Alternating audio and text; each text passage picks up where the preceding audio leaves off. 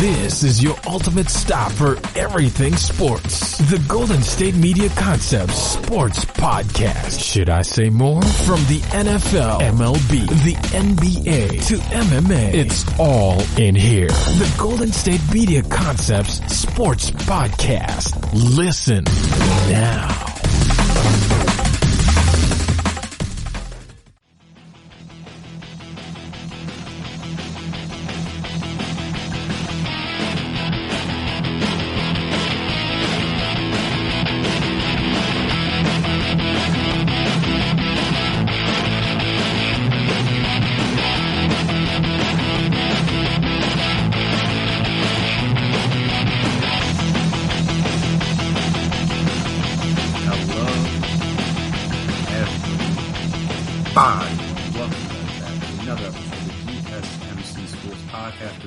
GSMC Podcast Network. My name is Chris Blades, and before I get started here today, I want to make sure I remind you guys, as always, to subscribe to the podcast.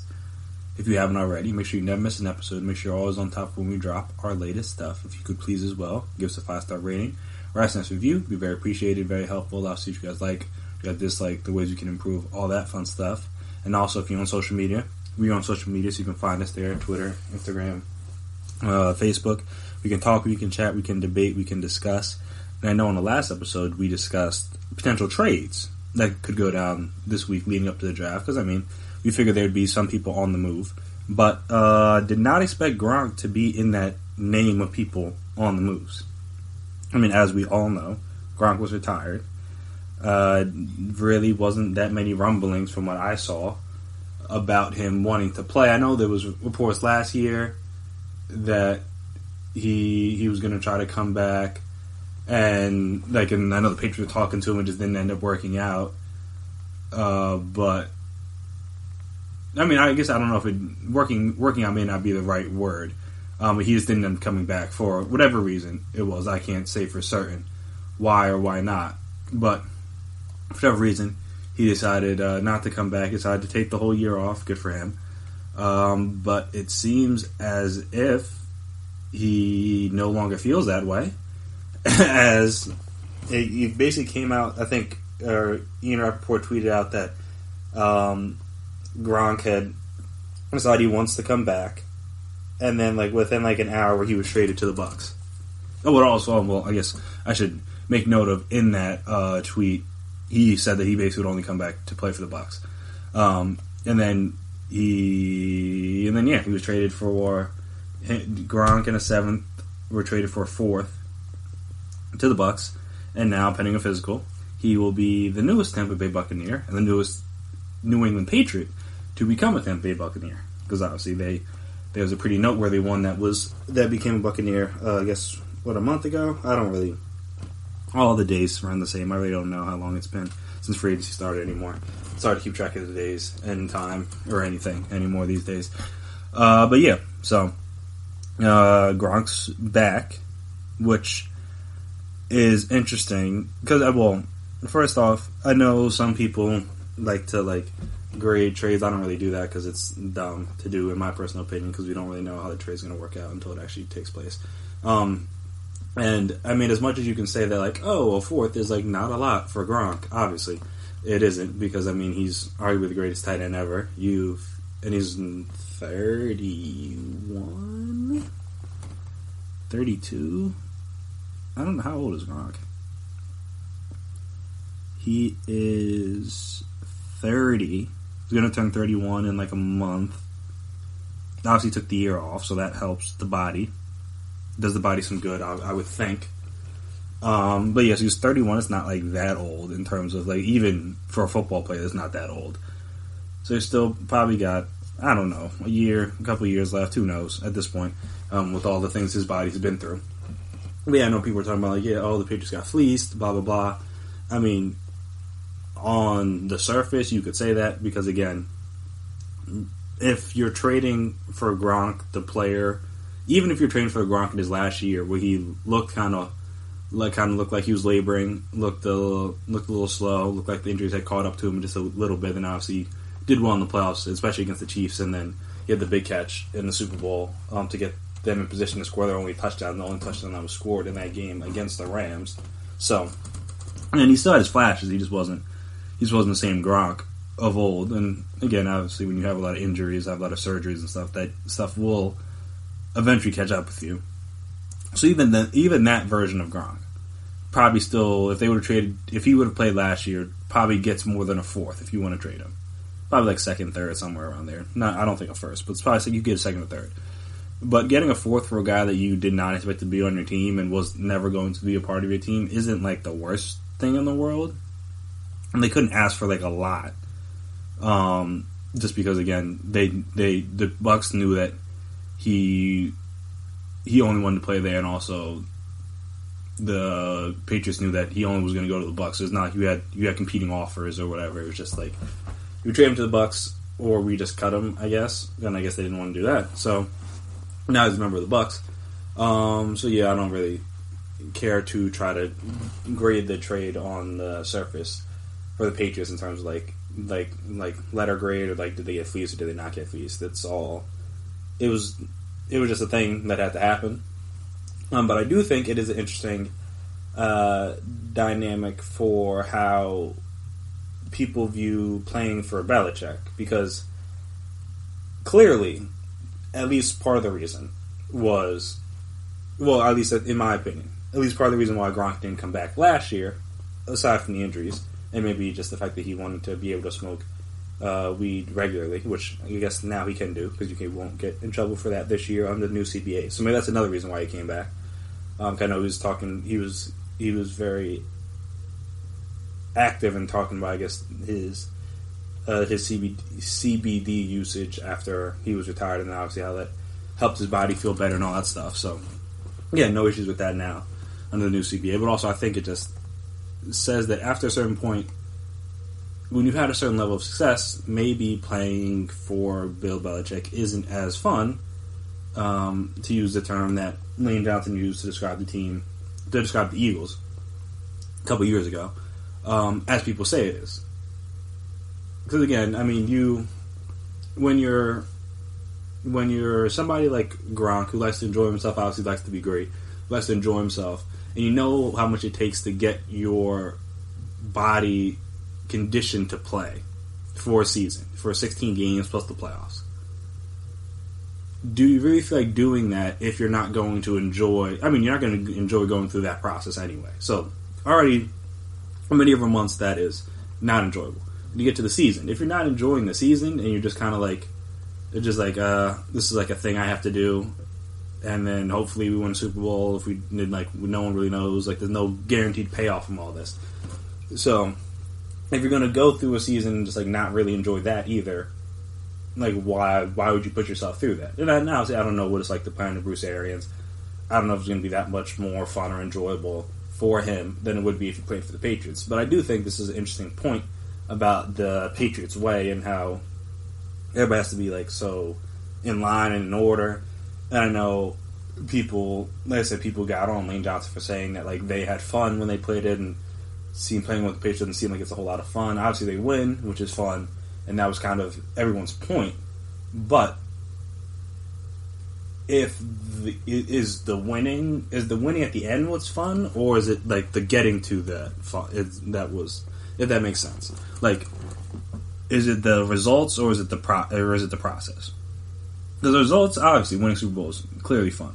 But if nothing else about the season is fun until the very end, obviously it was worth it. But like, there are better ways in which you can do it. If you can have fun, if you can enjoy yourself along the way, why not do that? And then also, again, you're rewarded at the end for your hard work with the chance at a Super Bowl. Obviously, there's no guarantee the Bucs are going to win a Super Bowl this year. But it seems pretty clear that for whatever reason, Gronk was just like, I don't feel like dealing with the Patriots way stuff for anymore. And then now he's like, all right, Brady's gone. I only want to play with Brady. Let me come back and play for the Bucs. I think he probably would have.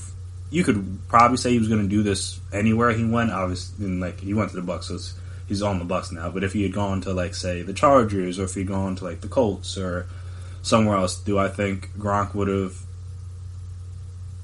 positioned himself to come back? Maybe. Like I said, it seems like he doesn't really care to play for anyone but Tom Brady. So, like, I imagine he'll be in the league as long as Tom's in the league. So if he plays 1 more year, 2 more years, I don't think Tom will play past that. But if he plays 2 more years, and I can see Gronk trying to muster out 2 more years. And also, I guess from the Bucs side of things, I mean, again, we don't know how Gronk's going to look. We don't know if he's still going to look like pre-retirement Gronk, or did their year off really do his body some good. Like, we don't know what to expect. Obviously, we know they have Mike Evans and Chris Godwin, one of the better duos, if not the best, depending on who you ask, in the league at this point right now.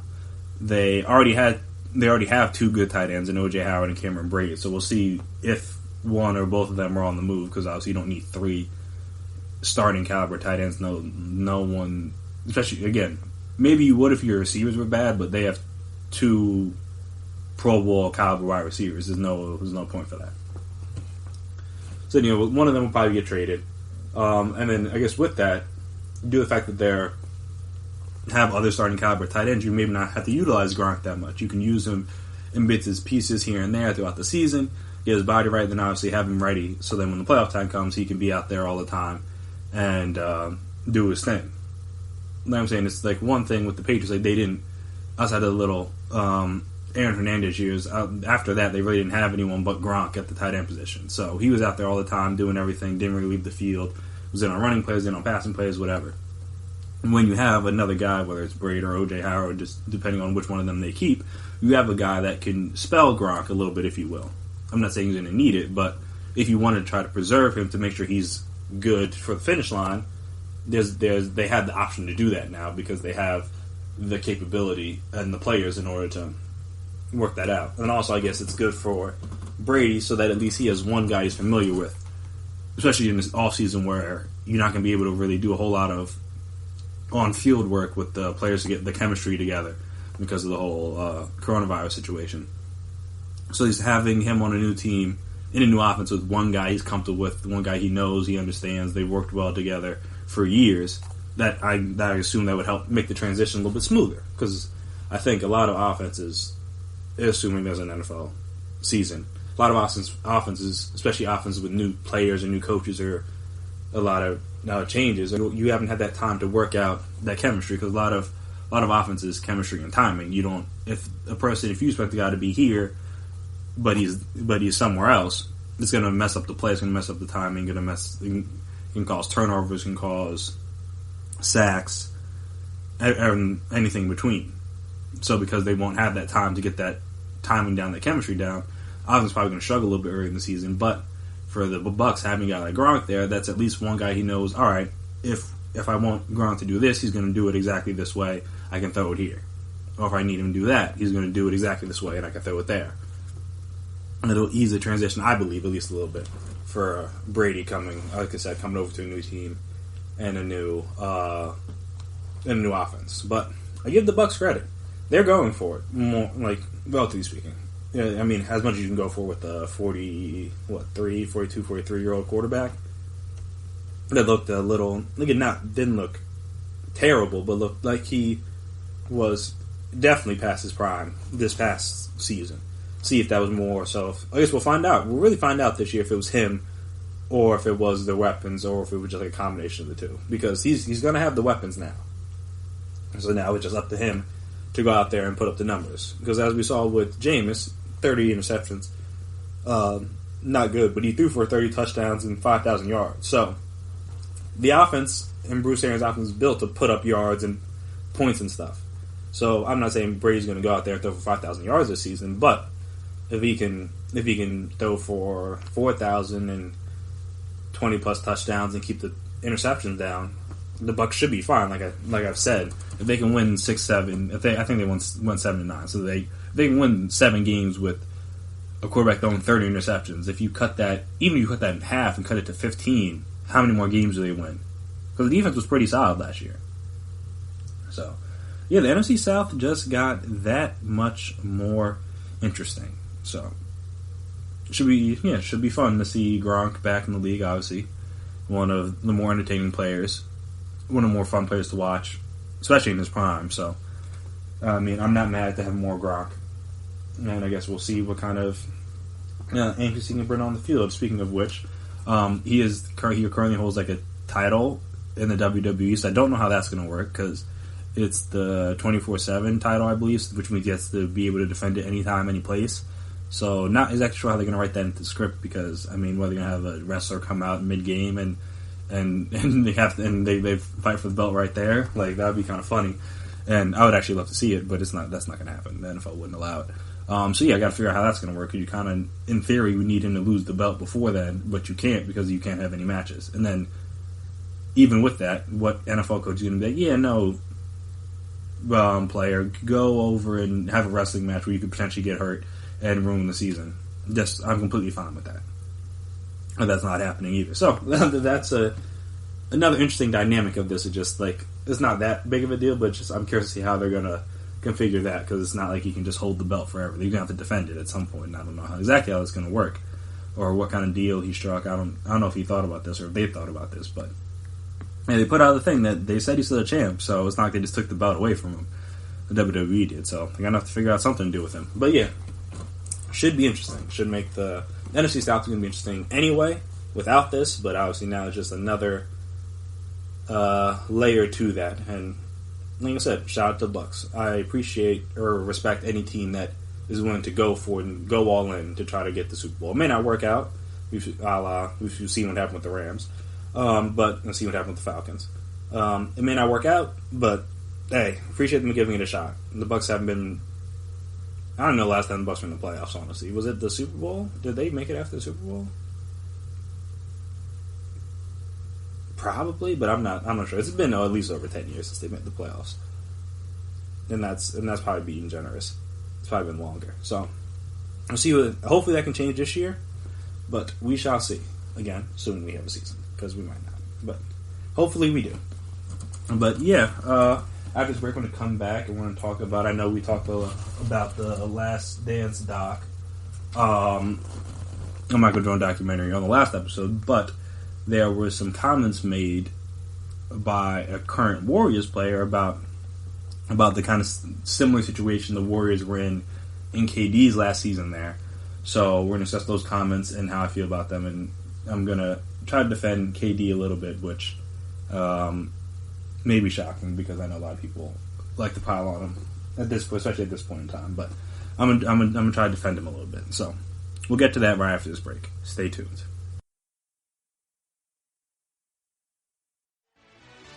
Are you looking for the very best NFL and college football podcast? Then check out the GSMC Football Podcast. Get the latest football news both on and off the field. From the NFL Draft to trades to the rumor mill to the NFL Combines. They got you covered. That's GSMCpodcast.com/football-podcast. Get updates on college rivalries, game day insights, and much, much more. It's football talk the way you want it. This show eats, sleeps, and breathes football. Don't forget to like them on Facebook and follow them on Twitter. Visit GSMCpodcast.com for more info.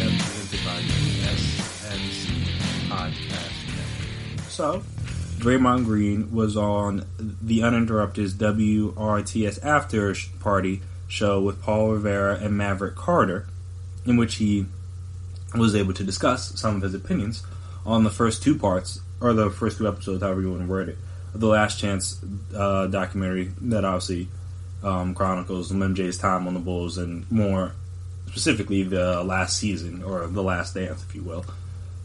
Their last run to championship number 6. And while I was watching that, he discussed some of the parallels he saw between that team and the Warriors team, like their last year, when they were trying to get the championship that obviously they did not end up getting, that Toronto ended up winning. And so Green said that while watching that definitely hit close to home. Ironically, our season was the 20th anniversary of that season, and we have an important piece of our season who was a piece of that season, which was Steve Kerr, obviously. I think Phil did what was great, which is acknowledge the elephant in the room. Because all year, if Phil doesn't do that, all year everyone else is dealing with that somewhere. And whether it's coming in questions from the media, so now once you get those questions from the media, we've already discussed that as a team. We really don't need to talk about it, and our season was a little different from that standpoint of it was contracts, but it was on players. It wasn't necessarily the organization. Reflective Green opened up about the internal strife that hovered around the Warriors all of last season, 2 seasons ago. I'm pretty sure. Well, I guess it would be. Well, I guess the season still hasn't finished. So yeah, I guess it would be last season. As a way to see what Durant would do at the end of it. So, for instance, Kevin took the 1-year deal on his own, so that was kind of the elephant in the room. And although Steve's approach was like, hey guys, it's approach this year because we don't know what next year brings. You got Kevin's contract, you got Clay's contract that was up, and he got thrown into there. In the quote, he's like, and I got thrown into there in that contract thing, although I had another year after that, which was this year. And so that was kind of the elephant in the room. And although Steve would kind of hit on it, saying, let's enjoy the season because we don't know what next year holds, it didn't necessarily carry the same weight, because what should have happened was KD come out and say, hey man, this is it, so let's do this, or this isn't it. After watching how the Bulls handled the various issues they dealt with before and during the 1997-98 season, Green compared it to what the Warriors were dealing with. When the season started, the Warriors had hoped that Durant would opt to re-sign with the team, which had won 2 straight championships at that point, despite speculation he was going to sign with the Knicks. The hope diminished as the season progressed, especially after the verbal altercation between Durant and Green during and after an overtime loss to the LA Clippers in early November. When what bothered most Warriors players and coaches throughout the season was that they were constantly asked what Durant would do when the campaign ended, and Durant never publicly commented to a decision, a fact that Green expounded on during the show. And he's talking about, like, you can't just leave the elephant in the room, and how him and Clay were left to answer all the questions about their contracts and then KD's contracts, and how Clay was adamant on being a Warrior for life. Green said he wanted to stay here and be a Warrior forever, and obviously Kevin didn't do that same thing. And then also, KD doesn't really like talking to the media that much, as opposed to Draymond. He'll give you a good quote. Clay just he just goes through it just like whatever, which is good enough, because he doesn't really he's not really too one way or the other about it. He'll just do whatever he has to do. So that helped, but yeah, obviously that left quite the elephant in the room. And yeah, so Green had other things to say as he continued on throughout the show. But yeah, I thought that was interesting, because to KD's defense with the Phil Jackson situation, Jerry Krause had came and told him that this was in fact his last year, point blank period. It didn't matter what you did. They literally said in the doc, he said, if you won 82 games in a row, it would not matter. You were not going to be the coach next year. So, in fairness to Phil, it was kind of out of his hands. Now, maybe Phil had already decided that he didn't want to come back regardless, but for him, the decision was already made. He didn't have to worry about thinking about it, whether, like, oh, am I going to stay? Am I going to go? Like I said, the decision was already made for him. All he had to do was just coach throughout the season and then be done with it. So, it's a little bit different than KD, just because it was solely up to him what he did, or what he wanted to do and what he didn't want to do. So that's kind of, like I said, that kind of is a little bit different in terms of it wasn't up to somebody else, it was up to him. So, and obviously, as we've seen, KD can be a little fickle, if you will. Well, I'm not to say it's a good or bad thing, but there's a legitimate chance that maybe KD did not know how he felt and didn't know what he wanted to do. So that's the case. Would you prefer that and someone just be on the fence all season, or would you prefer someone outwardly lie to you and be like, oh yeah, I'm definitely coming back, I'm definitely coming back, I'm definitely coming back, and then say that all year. That's what he did. Cause that's the part of the reason why the split with him and OKC, at least with the from a fan standpoint, was as bad as it was, and maybe even some players' standpoint was as bad as it was, because he spent the whole season and all the season leading up to that saying that he wanted to be a Thunder for life. He was always going to he always wanted to stay with the Thunder. He didn't want to go anywhere else. This is where he wanted to be. This is where he wanted to play out his career, blah, blah, blah. And then obviously he ended up leaving. And I think you've heard different pieces as to why he left, or different things from there, either from him or from burner accounts or from other people around the situation. But I thought I saw recently, within the last couple months or whatever, that or maybe sometime this season, that he said that he basically knew that this was going to be the last season. It didn't really matter. I know that was a big point everyone was saying, like, oh, if they would have won, if they beat the Warriors going to the finals, he probably stays, or even if they win the finals, he probably stays. Supposedly, he said that's not true. So, it's hard to say for sure, because it didn't end up happening, obviously. But I think KD learned from that. He was like, all right, I said I'm going to stay to try to, like, not cloud the situation. I ended up leaving, so that made it worse. I mean, granted, he could have just said he wasn't staying. But then, again, if that happens, then there would have been a question as to why, or, like, where is he going? That would have been a weird dynamic for the season of someone telling you, like, yeah, no, this is my last year.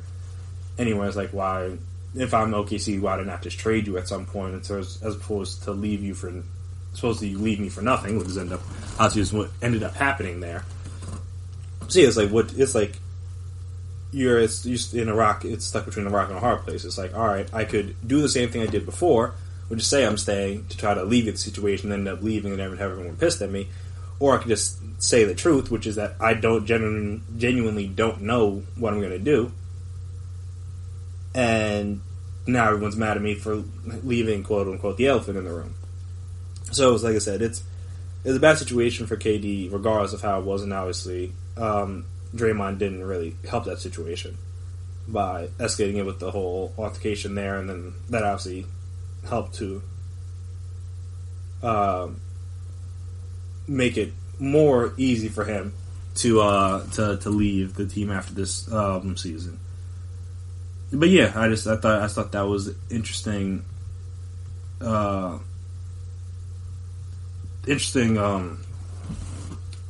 Discussion. I should say, I couldn't think of the word. But an interesting discussion between himself and Maverick Carter and the other guy. Just because it was like, I do see, from Draymond's standpoint, I do see the similarities, but again, I don't know exactly what you wanted from KD. Because you could have just lied. And then you would have been mad that he lied. So him telling the truth and being like, I genuinely don't know. I don't know. Generally speaking, and if you're going to be honest with me, just be honest with me. So if that's honestly how he felt, again, there's no way to ever know for certain. But if that's honestly how he felt, then that's how he felt. I can't get mad at you for that. But again, if it was a situation where he knew he was leaving the whole time, then he did it. All right, I could see why Draymond would be a little bit more upset. And then again, I guess until Kevin clears the air on that, we'll never really know. But also this is another thing, I'm just saying, from their standpoint, I mean, the media can ask you whatever sort of question they want to ask you, but you don't have to answer, as we've seen. People answer what they want to answer. KD does it. Other players have done it. If you don't want to just be like, hey, look, I'm not going to answer any more KD questions, like, you can ask them, but I'm just not going to answer them. If you're tired of answering them, which, I mean, I could understand, because everyone's like, oh, is he going to stay? Is he going to stay? Is he going to stay? What are you guys hearing? What, blah, blah, blah. Like, I could see how that would get very annoying, especially if you're not KD. It's like, why are you asking me this? I'm not the one making the decision. Ask him. But yeah, I guess from watching the clip, it kind of came off that he was just kind of annoyed that he had to do it, and I'm like, you really don't have to. But again, it's a part of just, like, unfortunately, it's a part of being on the team. If there's a question, and then it's going to get brought up. Though I believe, I forget if I think he made this point during the conversation, but it is an interesting one. So LeBron's last year in Miami. Now I don't remember exactly, like, but because I wasn't really paying so much attention to the Heat during that year. But I don't think there was a whole lot of questions from LeBron or to D Wade or Chris Bosh or Eric Spoelstra or whoever on if LeBron was leaving. Now, granted, no one thought he was leaving, so there is that. Well, not I don't want to say no one. Not very many people thought he was leaving until like after the fact. But I wonder if the media kind of learned from that and be like, oh, all right, there's a chance that he could leave, so let's try to figure this out sooner rather than later. But also, I guess, because of the way KD left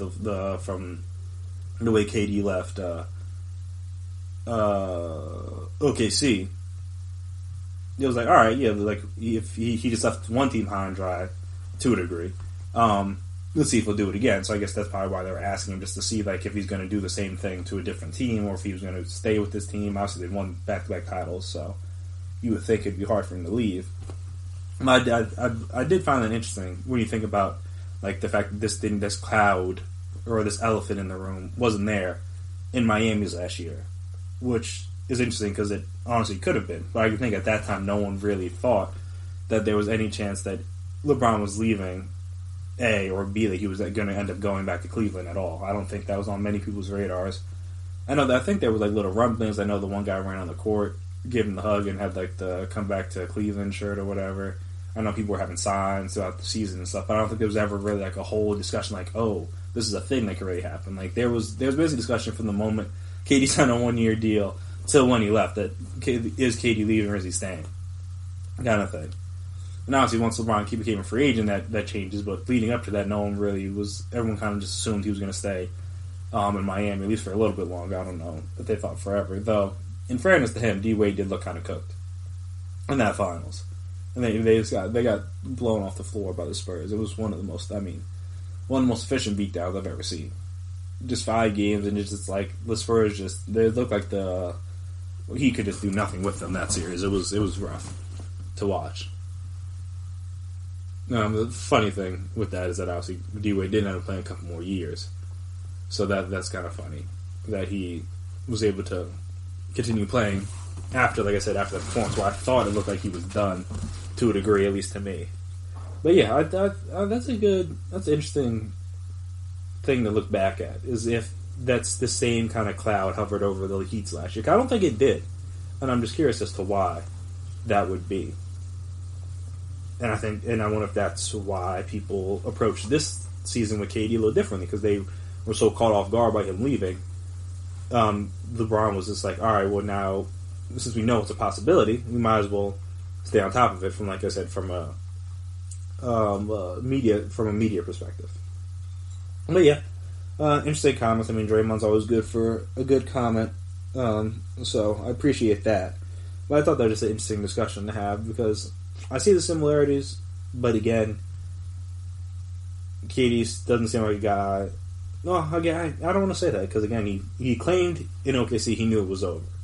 So you would think if he learned from that, he would not go around lying about it. If you will, I'm not going to call him a liar, but if he truly was determined 100% to leave, and there was no chance he was staying, I would like to hope he would have been more upfront with the team about it if that was in fact true. But if not, if he really just was undecided the whole year and he was going to wait to see how it plays out, then I understand that part too. And obviously, it's not like he gave any less. I mean, he came back and tried to play probably a little bit earlier than some other people would have had him play from injury, and then obviously that ended up hurting him, and he missed this whole season. So he's not like he ever was anything less to the team. He was always dedicated to the team. It's not like that affected his play on the court. I mean, again, if it clouded over the locker room, that's one thing. But it's not like he ever let that affect the on-court stuff. He was always, when he was out there, he was always giving it his 110%. I hate that saying, but whatever. He was always giving it his all to the Warriors. So even if you're mad about him for leaving or mad about the way he handled it, again, you can never say that KD didn't do everything he could for that team while he was there. Helped them win 2 finals. Was Finals MVP both times. And again, he gave a lot to that franchise, and arguably gave his Achilles. We'll see how he comes back. Though he's looking good in practice from what I've heard, from like the reports that have been out there. But again, he gave up a year of his career to try to help the Warriors win the 3rd championship. So even if he had the elephant in the room or blah blah whatever, again, you can't say that he didn't give his all to the team. But yeah, just thought that was an interesting conversation. But yeah, I guess we'll see how that plays out and if KD responds. I know last time Draymond had some comments for Chuck. Charles came back and responded to him, which was kind of funny. So we'll see if KD has anything to say in response to that. Because I imagine he would want to defend himself in some way, shape, or form. But we shall see. So yeah. Speaking of reports, there was a report that came out about Ben Simmons and his shooting, or lack thereof, and why that may be. So we'll talk about that, get into that, and get into some of the things he said about his shot and his willingness to shoot, I guess I should say. So we'll discuss all that right after the break, so stay right there.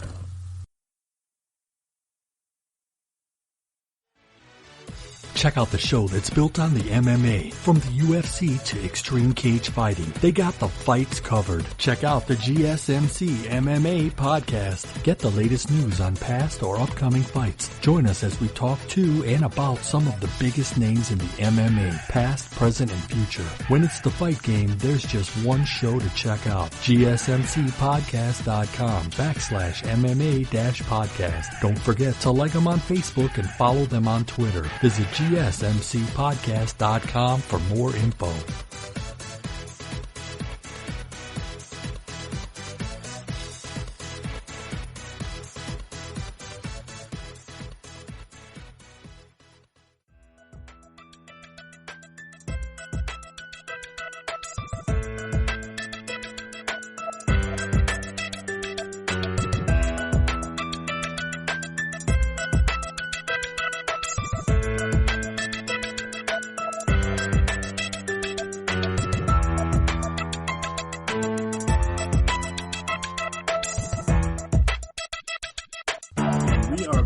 Here again on the GSMC Sports Podcast, presented by GSMC Podcast.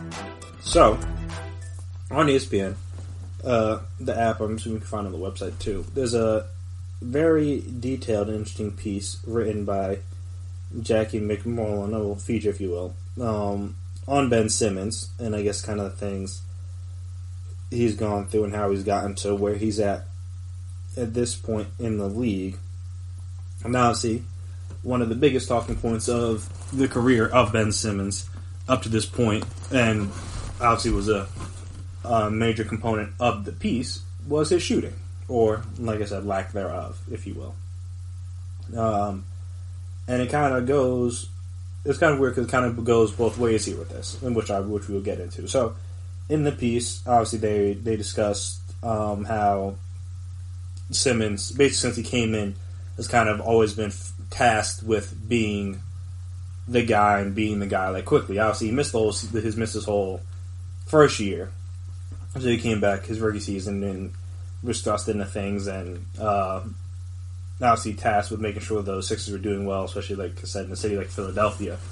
They don't really take well or don't take kindly to losers, so they want you to be successful quickly and successful all the time, and anything less is unacceptable, which, I mean, in fairness, should be, you would think, the standard for most sports teams and sports towns. You don't want to watch bad or mediocre teams for a generation. There's nothing fun in that. You want to have your team, you want to see your teams do well, and that's why you watch sports, is to watch our teams win games. You don't watch teams, you don't watch sports, and you don't watch a team hoping or thinking they're going to lose. That's not the point. The point is you think they're going to win, and then if they don't, then you're upset, and if they do, then you're extremely happy. So that's kind of how it goes with that.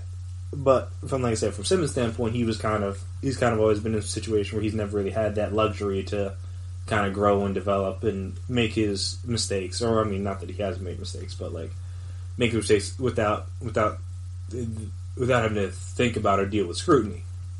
Like, I know the big thing, there was a note that I guess it was back in late February when the Sixers were playing the Cavs.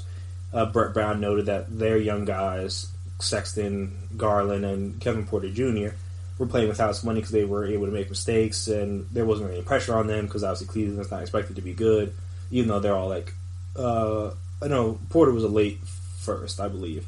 But the other Sexton and Garland were high first round picks, so you would think, all right, you expect high first round picks to be successful, expect them to be all-star level caliber talents. But again, since Cleveland is in no rush to be good right now, they're not really expected, or they're not really, the expectations on them aren't as high, and that's the situation where Ben never really had that. Because I guess the first because he got into the process or he was a part of the process later on, so by then they were already kind of thinking, all right, it's been 3-4 years where we've been really bad.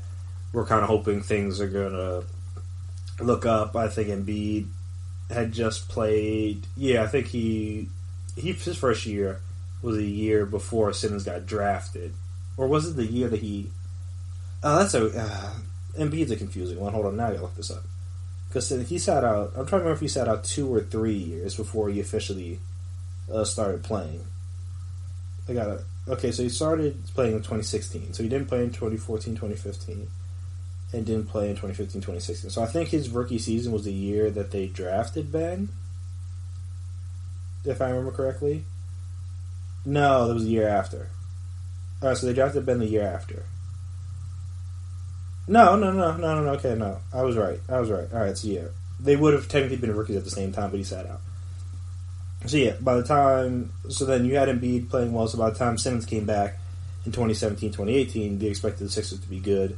Sixers ended up making the playoffs, if I remember correctly, that year. Yeah, they made the playoffs, and they beat the Heat and then lost to the Celtics, and that was the team that kind of exposed Simmons to, if you just sag off, then it's going to be easy to defend him. So yeah, so then as the moment Simmons started playing, it was kind of thrust into the whole you need to be good right away kind of thing, which obviously is not something all rookies are put into. Most guys that go number one are going to bad teams, so you don't have that expectation. Except for LeBron, honestly, and maybe Zion. I don't know how many number one overall picks recently have been expected to come in and be good soon. I mean, even when LeBron was at the Cavs, they knew they were a bad team, but this guy's supposed to be so great, he should be able to turn around. Obviously, he was. But yeah, so then Ben Simmons had to deal with that. And then the biggest thing that I guess Brett Brown kind of tasked him with the season was shooting more threes, which everyone's kind of talked to him about. He basically said, I think when was it? He said in December that he expected Ben to shoot 1 a game, every game at least, and then Simmons only took 2 in the next 3 months. So that kind of backfired, if you will. And from Simmons' perspective, he thinks people put a little too much emphasis on him, which I guess from his standpoint I understand. It's if there's an aspect of my game that I need to work on. That's something you should do in the summertime. I shouldn't work on it. I mean, you can work on it and try to improve it throughout the season, but I'm not going to do it to the detriment of my team. If I know my jump shot's not like that, why am I going to shoot 5-6 threes a game and go 1 for 6 or 0 for 5 or something like that? Why would I do that to myself? There's no benefit to that. So I might as well focus on things I'm good at. So I understand his point. Obviously, he still can score fine. He still gets 17, 18 points a game in the paint. Still gets his assists, still gets his rebounds, still gets his steals and everything. So it's not like he needs it, but just obviously it would be a welcome addition to his game. And even with that, I think scouts and many people have said even if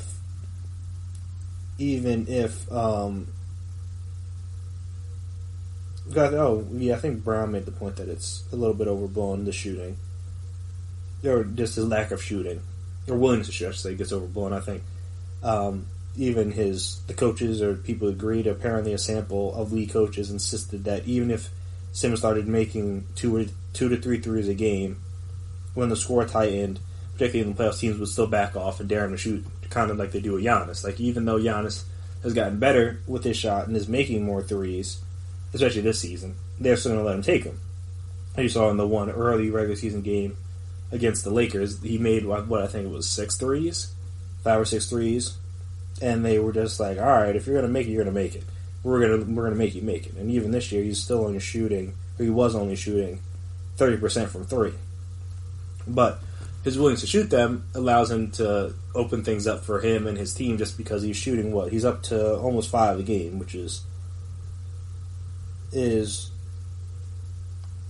oh well he was at technically at 4.8, which is 2 more than he was at last year because he only shot 2.8 attempts, and 2.8 was the highest of his career up until this point, and then obviously he had the up to 4.8 now. So you see he's taking double, or not almost double the amount of threes this year as he was last year, which is a welcome addition for him, and obviously a welcome addition for the Bucks because it adds something to the team.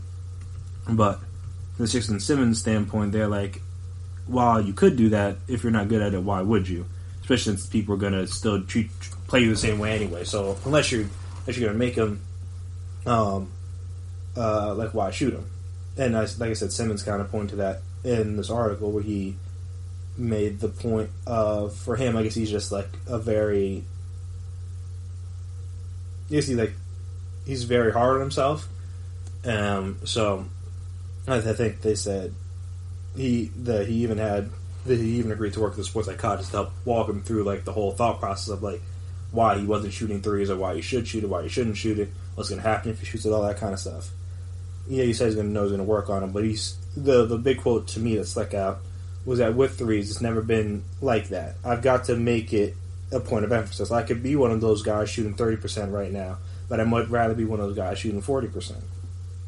Now, that's how to unpack this. That is an interesting quote because not that many guys shoot 40% from 3. Ben, I mean, like we're talking about like elite level shooters shoot 40% from 3. Now I understand the point that you're trying to make is like once I'm good at it, all right, then I'll shoot them a lot more, which I get. But like, even still, like no one's asking you to be Steph Curry. No one's asking you to be Klay Thompson. No one's even asking you to be, I guess, well, because, I mean, Kevin Durant doesn't shoot 40%, but I know he's had a 50-40-90 season. Let me see, his career average from 3 is 38%, which is obviously very good for a 7-footer. And he shot over 40% twice. 3 times, excuse me. No, 4 times. 4 separate times he shot over 40%. So, like I'm saying, 40, and KD's a great shooter. So, if he's only shot 40% 4 times from the first career, I just say like that's not an easy thing to do. But I guess from his standpoint, he's thinking like, hey, look, I could be Giannis, I could shooting 30% from 3, but is it really going to help anything? And I could argue yes, because I mean, you see with Giannis, even though generally speaking, do people leave him open? Yes. But when he makes a couple, people have to respect that at least a little bit. And then with that, then now that opens up everything for everybody else. Now you have more driving lanes, but now Embiid, you have more room to operate. Now other guys will have more room to make cuts. There'll be more, like I said, better spacing, all that stuff. Just because again, you can't just pack the paint and cut off Simmons' driving lanes. But at the same time, I get his perspective in terms of like, if my jump shot isn't like that yet, why would I just shoot that if I know I'm going to miss? So, it's like a double-edged sword, but at the same time, you don't really know until you shoot it. You don't know what's going to happen. You can think you're going to miss it, yeah, or you can think you're going to make it, but you don't really know until you put it up and it either goes in or it doesn't. I think that's kind of where they want Simmons to get to, is at least be able to, because, again, no one's asking you to be 40%. People are just asking you to shoot into the low to mid 30s. If he even got to a 35% for a season, that would drastically improve the Sixers' offense tenfold. Because again, there's so many that they become that much harder to defend with a guy who has the ball that can shoot that well, that can shoot good enough from 3. I mean, if he's going to be the primary ball handler for the future, it's like you can't just have your primary ball handler and not shoot. That just makes your offense easier to defend. I mean, he still can score. The offense still works, so they just have talented players.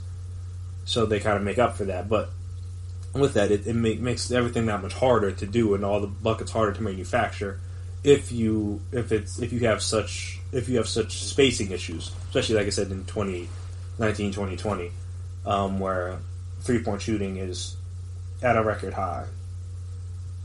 It's not the 80s, it's not the 90s where guys weren't really shooting threes, so it didn't really matter. Like, everybody's shooting threes now. Centers are shooting threes now. Like, not to say you have to be a great shooter, but if you're going to be the primary ball handler, you have to at least be able to be willing and able to shoot a little bit. And this is kind of where the point is at with Ben. So this article is interesting to see kind of where his headspace is at. I would recommend reading it. It's Jackie McMullen, so she's generally pretty good, other than obviously she's written a lot of slander towards Kyrie, which, as a Jersey guy, I do not appreciate. Though, I mean, Kyrie's kind of a mess, so understandably so. But yeah, so it's a good piece. I would recommend reading it. But yeah, it kind of just broke down, and he goes into the psyche of a guy that's obviously had a lot to deal with the pressure of being the guy in Philly, and also like having all the scrutiny and all the talk about his jump shot or lack thereof that he has to think about and hear all the different time from different people, fans, his teammates, coaches, whoever. It's kind of like how you work through that from his standpoint. So it's rough, but yeah, I would just say, again, Ben, not that he's going to hear this per se, but no one's asking you to shoot 40%. If you shot into the low to mid 30s, that drastically improves the offense. So if you could at least do that, then I think you should do that. If you're going to be unless you're going to be like Russell Westbrook, you're shooting in the 20s, which is why he basically stopped shooting threes this year. But then again, they went 5 wide out, and because he does shoot threes from time to time, even though this year he wasn't, people still respected it to a degree. No one would really expect it to go in when he shot him, but they still have to respect they weren't just going to leave him open because he will shoot him. And just that opens up the offense and that maximizes his potential tenfold. And again, this is a guy shooting in the 20s this year. Not because people know he will shoot it. That changes the way you have to defend him, and then obviously he's able to drive past them. And then when they went 5 out, which is an issue that the Sixers can't do because of Embiid, because he's obviously best down low, but that's a different topic. But yeah, just his willingness to shoot opens up the offense for everybody else. So I think that's just where Ben has to get to. Just be willing to shoot. If you miss, you miss. If you make it, you make it. But just not shooting does not help the offense. And I mean, he knows that. I'm not telling him anything that he hasn't heard from other people. But like I said, it's just an interesting conversation to be had after I've read this piece. So speaking of conversation, there's been a lot of conversations about the different uniforms that have come out this year. I know a lot of different teams are changing up the uniforms, updating them. Obviously, I think that's a part of the Nike thing. I know when Nike did the NBA jerseys, which they've been doing now, they kind of changed up different uniforms. Obviously, they had people adding different uniforms for different reasons and stuff like that. So, I mean, Nike's all about change in that regard. So, and well, I guess not so, but and with that, quite a few teams have changed up their uniforms this year, like I've said. So we're going to discuss those and talk about my favorites and my least favorites so far, because there may be more to come. We don't know. Because the new one that came out, I guess, on Tuesday. You guys are hearing this one, but on Tuesday, I did not really expect for that one to happen. Hadn't heard anything about that, but here they are now. So we'll talk about those. Like I said, give my favorites and my least favorites so far. So we'll talk about that right after this break. Stay right there. Are you looking for help for your fantasy football team? Check out the GSMC Fantasy Football Podcast. Get today's best advice on who to start, who to sit, even who you should draft. From sleeper picks to red-hot lineups, they got it all covered for you. That's gsmcpodcast.com/fantasy-football-podcast. We'll cover traditional leagues, dynasty, PPR, even IDP leagues. When you need fantasy help, there's just one show to hit up. Don't forget to like them on Facebook and follow them on Twitter. Visit gsmcpodcast.com for more info.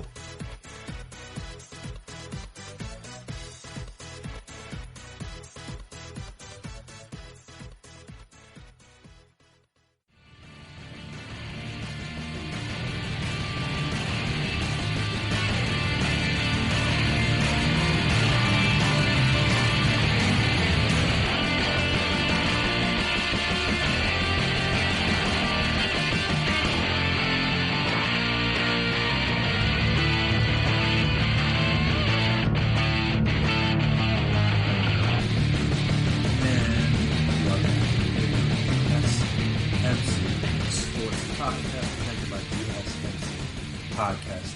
So the Chargers were the newest team to unveil new jerseys for the upcoming season, which again we may not have, so it all might be for naught. But if they do have it, if the season does go down, then they will have new jerseys for it, and those jerseys look fire. Which I'll talk about that in a second, but just overall, it got me thinking, because I guess they're the 5th team now. I know the Rams also unveiled the new logo, but I don't think they necessarily changed the uniforms, but I believe they are the 5th team now to reveal, whatever word you want to use, New Jersey for the 2020 season. So the list is as follows: the Patriots, Bucks, Falcons, Browns, and Chargers. So now that the uniforms have all been displayed, then I think I figured it would be good for me to break down my opinions. Oh, the Colts also had a new logo, and then I guess the Rams are coming with new uniforms as well. So we'll see how those goes. But I know a lot of people kind of clown their logo, so hopefully their jerseys aren't much worse. But yeah, so the Colts didn't really they don't really count, because they just introduced a little bit of different color scheme and obviously an updated version of the logo, but no real changes to the jersey. So in charge of the newest team, they're easily the favorite, though in fairness I'm kind of biased because I love their like light blue jerseys. This is exactly the powder blue of old. That's like one of my favorite jerseys ever. I had the old LT one when I was a kid. Wore it all the time, as kids do. When they like something, they just wear it all the time. I mean, granted, I do that as an adult now, so it's not like that uncommon. I would say just watch it more. I watch that more than I imagine I did when I was a kid. This is when you're a kid, you're not thinking about that kind of stuff. But yeah, so I mean, they usually have the best ones. If you haven't seen them, I would recommend looking them up. But yeah, they have a light powder bluish one, a white jersey, and all a royal blue jersey, and like a darkish navy or blue jersey. And all of them have like instead of like stripes or everything, it's just like the charge, like the lightning bolt on the sleeves and on the pants. They got white pants, yellow pants, which I really like the yellow pants, surprisingly. The white jersey yellow pant combo is very solid. Then they have like the royal blue, and then like the navy blue. With the navy blue has probably the most interesting lightning bolt in my opinion, just because like the way it's outlined. Then the helmet's all white with the number on the side, and the lightning bolt kind of sort of off-centered, and it's mainly yellow. But then, like I said, on the royal blue uniform, it's not the royal blue, the navy blue uniform. It's all navy blue. So, I mean, the Chargers jerseys were already good, but they just updated them, made them look even better. Like I said, added different shades of blue, updated the shoulder bolt, and the numbers at the back of the helmet, which I think is a nod to the old Chargers jerseys. I believe Chargers jerseys not way in the past, but like back in the day, had the numbers on the side. And I'm also I kind of like, if you do it right, I like kind of numbers on the helmets. They can look good if done properly. And I mean, again, they're the best jerseys. The new jerseys that come out, you could argue they're one of the best jerseys in the league. And you could probably say that before this, but again, if you're a powder blue guy, then you would probably always say the Chargers have the best uniforms in the league. So that's probably my number one. I like the Bucks jerseys or Bucks uniforms, so that'd probably be my number two. Just so like they're like they tried to rebrand in like 2015, I believe, and now they're going back to a simpler time. Not as old as like not as far back as like the creamsicle jerseys. They decided to keep those, but like the 97 from this article in Sport News is from like the 97 to 2013 era, which obviously includes their one Super Bowl. But they said they just made a little bit of adjustments. Got some feedback there, but yeah, it's just like white, red, and like a darkish brown uniform. I think the helmet's a little bit different too, but there's, like I said, it's not a flashy jersey. It's not like an extravagant jersey, but it's like very simple and very clean. And it takes it back to a little bit to the Buccaneer jersey that I remember as a kid growing up. And I said, it's a very refreshed, classic look. And like I appreciate that. It looks good, in my opinion. The Browns probably come in about number 3. I don't know. I have to look at it. Because I'm trying. It's between them and the Falcons are definitely the worst. But another. Let me see. The Patriots, the Browns. I don't know. The Browns got more options. And the Patriots only kind of revealed like one new uniform. They kind of just changed it to where. No, they kind of took their color rush uniform and kind of made it into a home uniform. It's like blue top, blue bottom, while white top and blue bottom will be the primary away. They don't have any like different kind of pants, but yeah, no, I think the Browns are better. The Browns are better, in my personal opinion.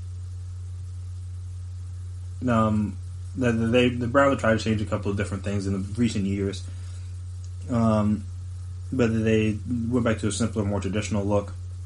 I said it's mainly a white, brown, and then like a color rush brown, where like the numbers are in the Nike swoosh on the jersey are in orange, which looks nice.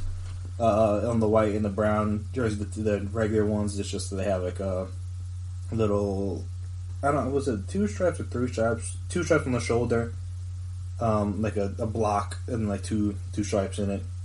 Looks good. White pants are clean. The brown pants look clean. The numbers are clean. Like, yeah, it's just like, it's not, again, kind of like the Bucks. Not that complicated, but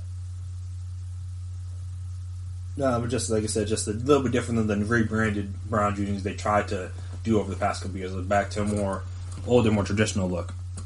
And I said, just because they have more options than the Patriots, I'll give them the nod there. The Patriots come because, again, it's just mainly just like they made their thing all blue, which is cool. The little stripe, if you will, on the shoulder kind of seems a little big, so not necessarily a fan of that.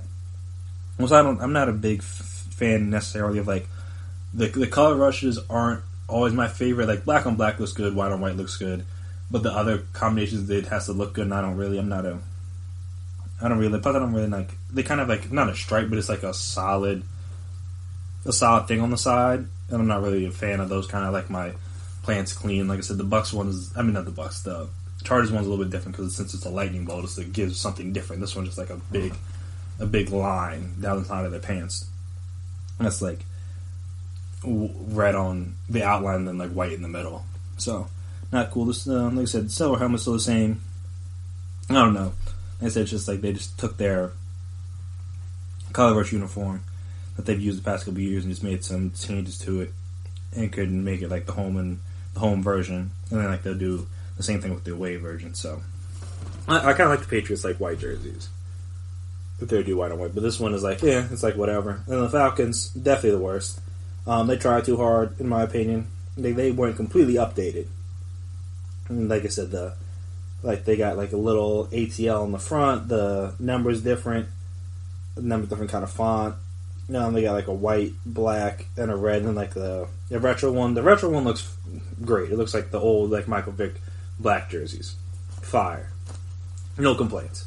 It's everything else. Like I said, I just don't like the ATL on the front. Looks weird. I think on all the pants and all the jerseys they have like a stripe. Again, if you're a stripe person, then it's fine. But I'm not a stripe person, and that's why I am not a big fan of it. While I give them credit for uniqueness and trying to be different, and like I said, them and the Chargers probably were the most different with their uniforms. Even though again the Chargers is kind of updating what they already had, but the Falcons were more of a rebrand completely, and try to modernize it, if you would have tried to get like coincide with the modern progression of the city. And the ATL and chest, I'm just not. It just doesn't look great to me. I don't know, something about the ATL in the front just looks weird. I don't know. I don't like it. Like, I mean, not that they're the only team that has something in the front, but it's like most teams don't have it that big. I mean, not like it's that big. It's just like the Patriots have it in the front, but it's like it's like kind of almost hidden. You can't really see it. Like the ATL is like pretty prominent. Like that's the point was to make it. It's not like as big as the numbers, but like it's big enough to where you can like see it on all the jerseys. And like I said, I'm not a big stripe guy. And they have the red, black, and white on all the pants. Looks like there's a stripe down the side, and like I said, and on the jerseys too. So I'm just not necessarily a stripe guy along the side. I don't like the stripes. I know they kind of got a little bit of backlash for this on Twitter once they got posted. Kind of got laughed at. I wouldn't like. They're not the worst jerseys I've ever seen. Just like of the 5, they're like my least favorite ones. Though, I said the throwback jersey they still have, are a staple. They couldn't get rid of those. It's as much as I would love it to be red. The classic black, a good black. That's my thing. I'm a person that has a lot of dark clothes in my wardrobe. Not that that matters for football jerseys, but like a good black jersey, always an A+ in my book. Like I said, their new black jerseys, no, but their throwback black jerseys, yes, I would definitely get the retro version of a Falcon jersey, and I think that's what someone made the point of. There was one article I was reading. They were talking about why the Chargers ones are good, and just can you kind of gauge how good a jersey is by like if I were an opposing player, if I were just a random fan, would I get a jersey from this team? Not to say if I had a favorite player, like obviously if you have a favorite player on that team, then yeah, obviously. But if you're just like me, like did I like Michael Vick? Yes, but I also liked the red Falcon jersey as a kid. Yes, so that's why I got it. Did I like LT? Yes. I'm not just going to, you got to pick a player in order to get the jersey, unless you're going to get it of yourself. But did I just really love the powder blue jersey? Yes, I could have gotten it, and like we could have gotten anybody. Honestly, it was just LT was the easy choice. That's the kind of thing. Is like I know I got a Vince Carter throwback purple Raptors jersey. Could I have got it with any? I could have got it with Tracy McGrady. Could have got it with whoever. That part didn't really matter. I just really like that jersey, and that's kind of the point. Is that when you see people out and about, they're just like not every jersey they have is a team that they're necessarily a fan of. It's just like re-rack the jersey, and that's how you can tell, and that's how you can define a good jersey. Is it's like if you're just like a neutral fan, would you buy this jersey? Pick a player, but would you buy this jersey? And if the answer is yes, then that's how you know it's a good jersey. And unfortunately for the Falcons, unless they're throwback, I don't think anybody's buying any of these new jerseys for them. And even the Bucks, I wouldn't buy a Bucks jersey if I don't care that much about the Bucks, but like, also maybe would. Like that's how much I like these jerseys. But yeah, so like I said, we'll see what happens with the Rams jersey, see how they come along, see if they get mocked or not. Like I said, they already kind of got mocked for. They already kind of got mocked for their logo. We'll see if this brings about any changes. But yeah, sorry to touch on the uniforms, because a lot of teams seem to be getting them, and I assume it's going to continue throughout the years. As long as Nike's in charge of doing the uniforms, they'll continue to update and add to and change and alter and change different uniforms around the league, just I guess to make them a little bit better. They've done a good job, more or less, with the NBA uniforms, depending on the team. So I give Nike, and Nike has a lot of good looking stuff. So I'll let them do their thing. But yeah, Chargers, I literally want to buy. I don't know. I got to figure out what Chargers player I would get if I was going to buy them. But I would, if I were to buy a new like football jersey, not of like the team I support, Chargers are definitely high up on that list of uniforms, because I just really like. I've always liked their colors, and now they look just as good, if not better. So yeah. But as we know, it is NFL Draft Week, so I'd be remiss if I didn't do some draft talk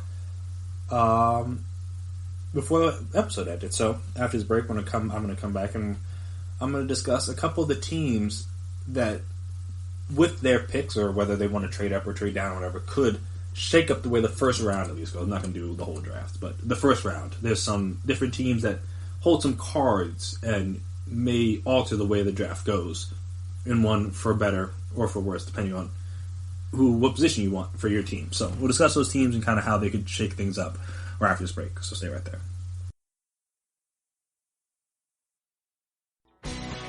Are you looking to get your college football fix? Looking to get the latest news on your favorite school's team? The GSMC College Football Podcast is your ticket to all things college football. Join us as we talk college football from the national championship, the college rivalries, the bowl game, to the Heisman Trophy. To which conference is the best? We've got you covered for the Big Ten, SEC, Big 12, the Pac-12, ACC, and everything in between. Download the GSMC College Football Podcast on iTunes, Stitcher, SoundCloud, Google Play, or anywhere you find podcasts. Just type GSMC in the search bar.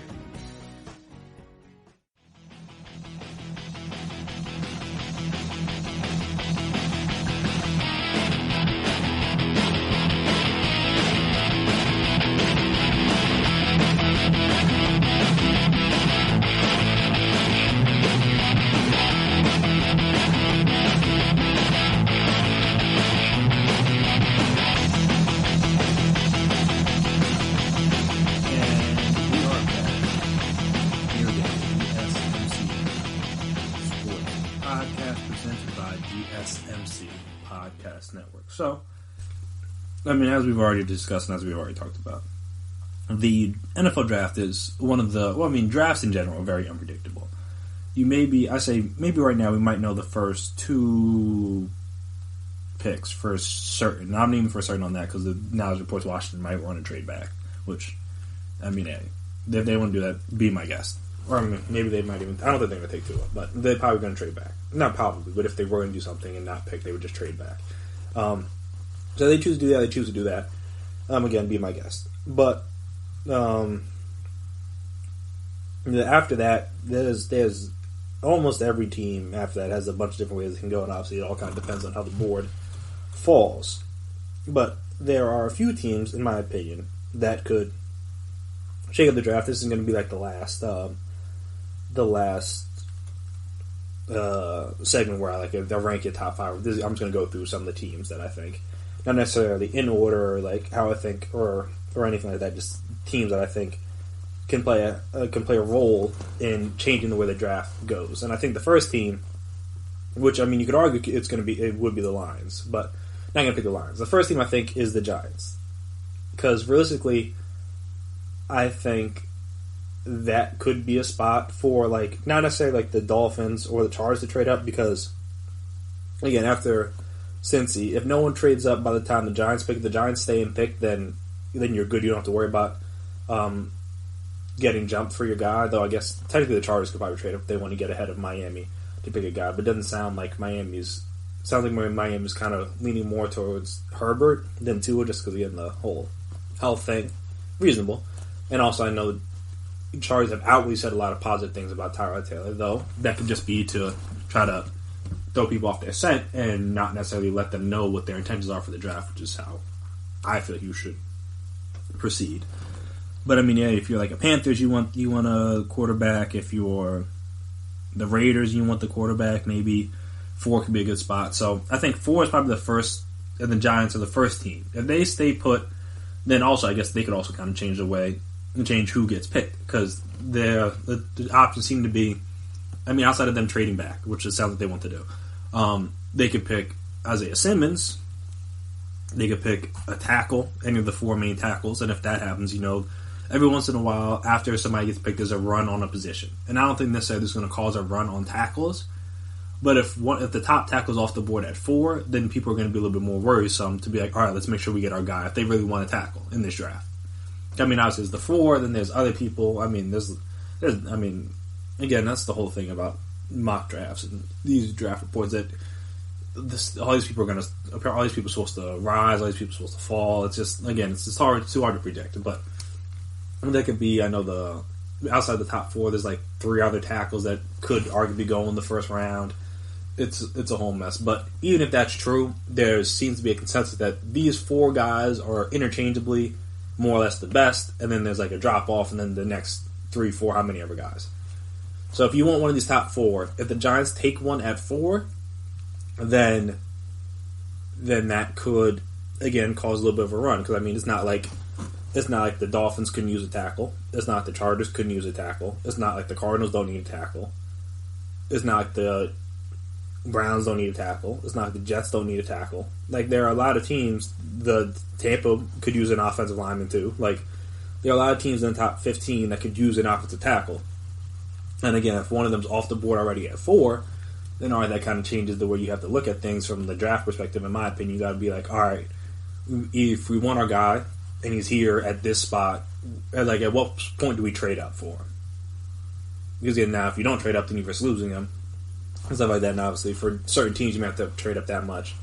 But yeah, it's just like I said, the Giants are a weird one because they could stay put, and even if they stay put, there's a couple different ways they could go. Normally, like the Detroit's probably going to go defense, so they're probably going to go Okudah. They could go like Derek Brown, because they could go Isaiah Simmons if they want, depending. But like they seem pretty locked in on defense from the reports you hear out there. So even though they could, and also I guess they're trade back option too. So they're an interesting one. But then I know even there's some people saying the Giants should take a receiver at 4. Like I don't think they'll do that, but. I know there's also been reports that they really like Derek Brown, which is why they want to trade back, because they don't want to pick him at 4, and blah, blah, blah, whatever. So, the Giants, I think, are my first, like, all right, this team, watch what they do, because that's when things start to get interesting. Personally, at least. So, another team I think that could shake things up is the Falcons. I know there's been a lot of talk for weeks now. The Falcons are wanting to trade up. It sounds like they want to trade up for a receiver, which, I mean, NFC South, I understand. Granted, they have Julio on their team, but other teams, the Bucks have Godwin and Mike Evans, and now Gronk, but obviously no corner's going to be covering Gronk. And the Saints have Michael Thomas, Emmanuel Sanders. I know a lot of Saints fans want them to draft Justin Jefferson. I mean, obviously LSU connection. So that could be a tough 3 receiver. That could be a tough receiver trio. The Panthers have DJ Moore, who's solid. Curtis Samuel, I should say, is solid. Robbie Anderson, who's solid. So they have, again, not exactly in the Michael Thomas, Mike Evans, Chris Godwin tier, but again, solid receivers. So there's a lot of good receivers in the NFC South. So if you're gonna have good receivers, you got to have good corners. So it's like they want to trade up, maybe get in on the C.J. Henderson sweepstakes. Because it sounds like he could be a guy that's going in the top 10, which maybe not people would have thought a month ago or even 2 months ago, and that's the thing about the draft, is very unpredictable. So I don't know at what point do the Falcons trade up, and who would they trade up with to get that, because they're at 16 now. Or does he last past Jacksonville at 9? Maybe not. So do you have to trade up to 8? Do you have to trade up to 7? I mean, where do you have to trade up? Do you trade up even higher? Do you trade up to 5? Obviously, I know Miami has 3 picks in the first round. So, and if they, like I said, if they don't have a guy they love at 5, then hey, you can maybe trade down. Same thing with the Panthers at 7. If they don't have a guy they love at 7, maybe they trade down. So Falcons are a weird one because we've been hearing, like I said, for weeks now that they want to trade up and get somebody. Like I said, most likely a corner, but who knows? That may just be a spokesman. They may be eyeing someone else. But I know the Falcons are a team. The Raiders are another team because they're a little bit tricky. They don't know what they're going to do. Obviously, I know they could take a receiver. You know what I'm saying? So it makes sense. I know they did just sign Mariota, but if John Gruden loves one of these quarterbacks and they're available at 12, do they take them, or do, like, say they really love Jordan Love, they really love like Tua or somebody, and they're available at like 9 or 10? Do they risk trading up and just be like, all right, let's make sure we go get our guy, because they have 2 first round picks. It's not going to be that hard for them to trade up to wherever they want to trade up to get whoever they want. Or maybe, like I said, maybe they're running receiver starts. So you got if CeeDee Lamb, he's the first year off the board, whatever. He goes at 8 to the Cardinals. The Jaguars could take a receiver. The Jets could take a receiver.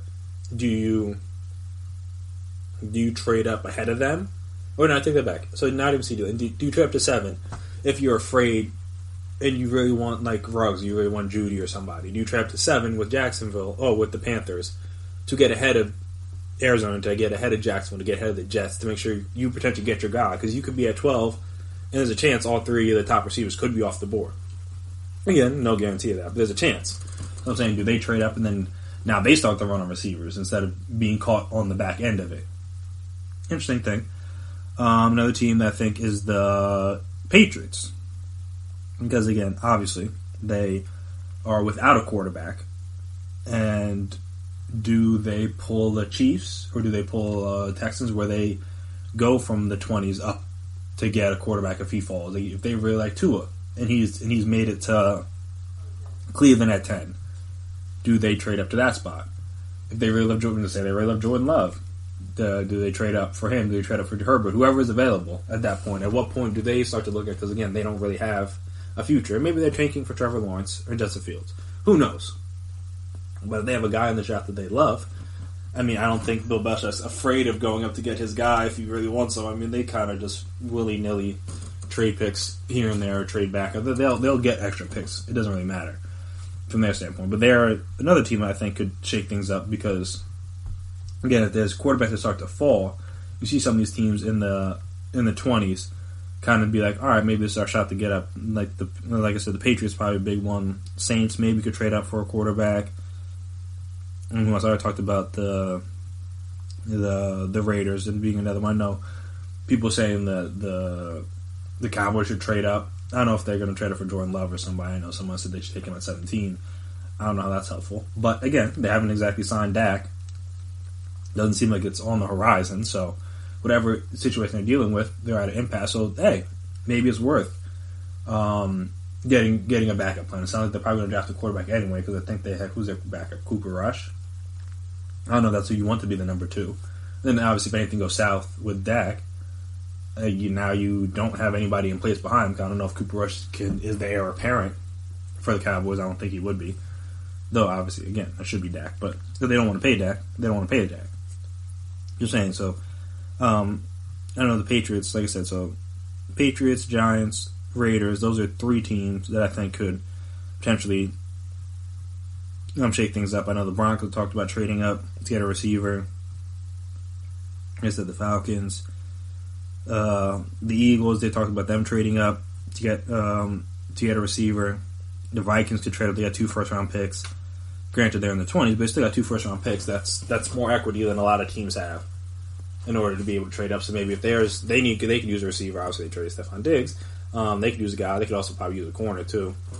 And if there's a certain guy start to fall, if they get to like 13, 14. Well, take it back. So the last team, I know I kind of cut off my Vikings take because I think they could be a team traded. But my last team that I think could shake things up is the Niners because from the sound of things, they don't want to pick in the first round twice. They have 2 first round picks. They have no picks again to like the 5th round, I believe, which is again nuts. But that's where they're at. It is what it is. So they're trying to trade back. So they're at 13 spot. An ideal spot for if you're looking for a position that's falling. So if you're, like I said, if a quarterback's fallen, if a receiver's fallen, if a lineman's fallen, whoever. If there's a position that you like and you know that, all right, this guy did not expect him to be available past 12, and he's here. And we know the Niners want to trade back because, again, they could use all the picks. That's the spot I'm going for if I'm any of these teams. Not necessarily like the Broncos or Falcons. Even then, I guess you could trade it just to make sure you get your guy. But if I'm the Eagles, if I'm the Vikings, if I'm the Patriots, and there's a guy I want that's slipping, that's the spot I'm going for is the Niners. So I think, again, I talk about a lot of teams because, again, there's a lot of trades that could potentially happen.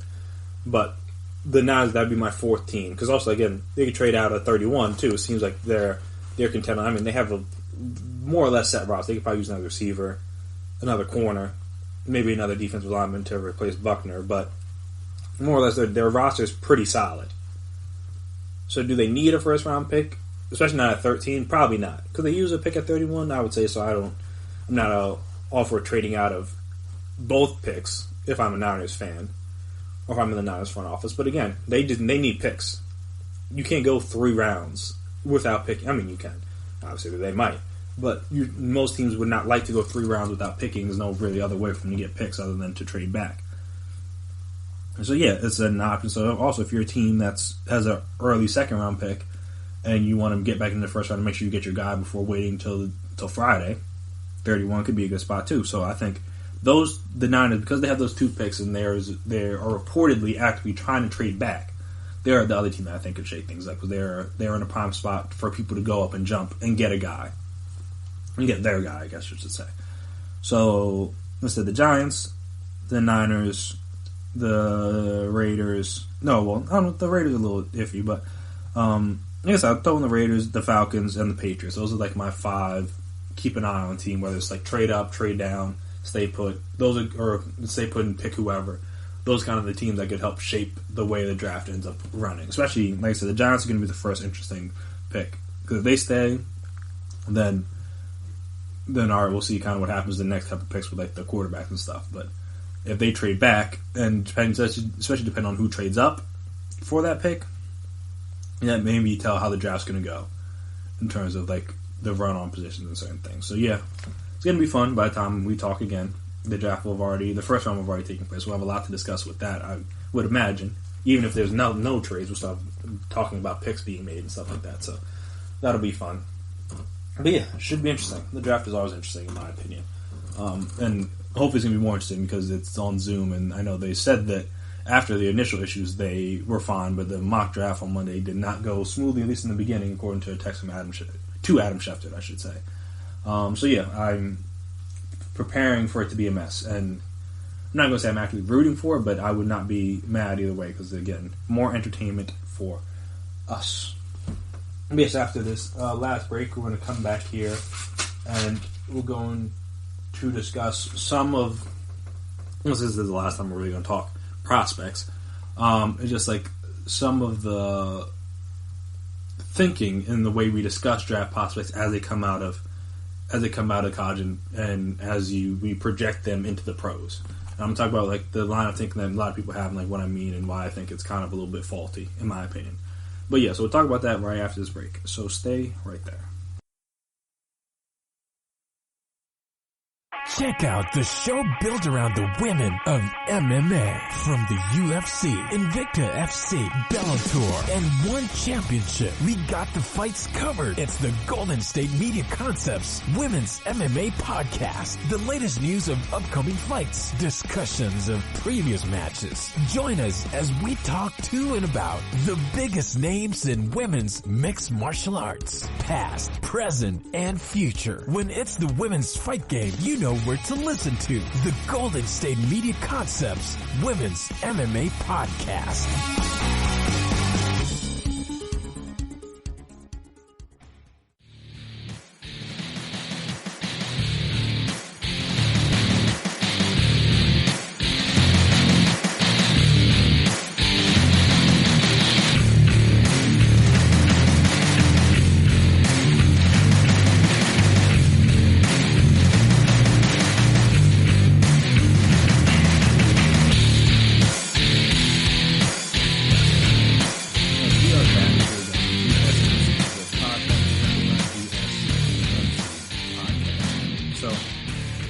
Started thinking about this because of the discussions that have happened around a certain draft prospect, and I guess the way people think he projects into the NFL, and that being Justin Jefferson. When we discuss, not necessarily to say we, because I'm not a draft expert. I've watched games. I don't necessarily watch a whole lot of film other than for guys that I think my team could draft. I know a lot, or just people I'm interested in. Like I said, I watched old Josh Allen games the year he was coming out. I was like really confused as to why people were all over him, and I guess I understood the arm strength and the athleticism, but the accuracy was not there, in my opinion, and it hasn't really necessarily improved drastically in the pros, but it's gotten better. So good for him for working on that.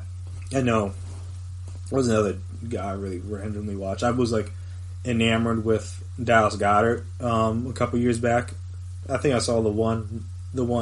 If you look up Dallas Goedert highlights, it's South Dakota State. It was like the one catch in the red zone. The guy throws a fake pass and just like plucks it out of the air with one hand. And I was like, oh wow, I need to watch this guy more. And like, there's his highlight tape is like, his college tape is really, his college highlights I should say is really impressive. Obviously you watch game tapes is a little bit different, or the game cut-ups, I guess you could say, if you could find them on YouTube. I know there was like the one website, I think it was a Draft Breakdown, or this was like a couple years ago. I don't think that's still around, but you can find them on YouTube or whatever. And that's where a lot of people go to like watch the stuff if you can't get access to like the coach's film, which I think actual scouts and stuff can, but most guys on the internet really can't. And I would want the coach film because, again, you can see, it's a little bit easier to see things on that than it is on the TV broadcast cut up, but teach his own. But yeah, so like I said, I'm not really a heavy draft film watcher per se. I watched games throughout the season, and I can kind of remember from there, or go through from there, just like remember what I see, different things I've seen, and I'm like, all right, I remember this game, I remember that game, remember him struggling with this, I remember him playing well, and then like I said, I just watch games for fun in general, not necessarily to scout people, but just because I am a fan of college football. So I remember seeing different things here and there, and especially late in the season, I try to keep my eyes peeled on that kind of stuff, just in case, again, the team I like might draft those guys, so I got to keep my eye out on those guys. And then plus the nice thing about, not the nice thing, because there's nothing really good about being in a quarantine right now, but they were playing a lot of old games, so I know they were replaying the LSU Georgia SEC championship games. If you're looking at Justin Jefferson, for example, you could watch that game for him, see how he looked. If you're looking for the Georgia tackles or DeAndre Swift or somebody, or Clyde Edwards-Helaire, you can watch games for that. If you're looking at Patrick Queen or Delpit or Christian Fulton or anybody, that allowed you that. So that's one thing I would say. There have been some college football games on to rewatch to kind of get yourself freshened up on some of these draft prospects. But back to Justin Jefferson. So he's been one of the more polarizing receivers in terms of draft discussion because of where he lined up his junior year or this past season. He mainly lined up in the slot, and while because I know this because I'm an Eagles fan, so we need receivers badly. So there's been a lot of talk about different receivers and how they're fit and who would be the best fit for them, especially who should they take at 21, should they trade up, should they trade back, blah blah blah, whatever. I remember someone was doing some reporting on Justin Jefferson, and they said that the LSU receiver coach basically said he moved into the slot because he was the best equipped to handle it, and because they had, like I said, they had Jamar Chase, they have Terrace Marshall, I think it's Terrace Marshall, Jr. So they had three guys they needed to get on the field. Like, it didn't make sense to hold those guys out and not get them all on the field at the same time. Yes, Terrace Marshall. Or Terrace. Yeah, Terrace Marshall? Yeah, Terrace Marshall. And both, like, so Terrace Marshall, he's 6'4", that's a little too big to be in the slot. Jamar Chase is what? He was only 6'1", so I guess he could have been in the slot, but again, he was obviously amazing on the outside, so there's no real point. But yeah, so it's like the LSU receiver, as coach said, he had the highest IQ, he understood things, and obviously he'd been there the longest, so it makes sense.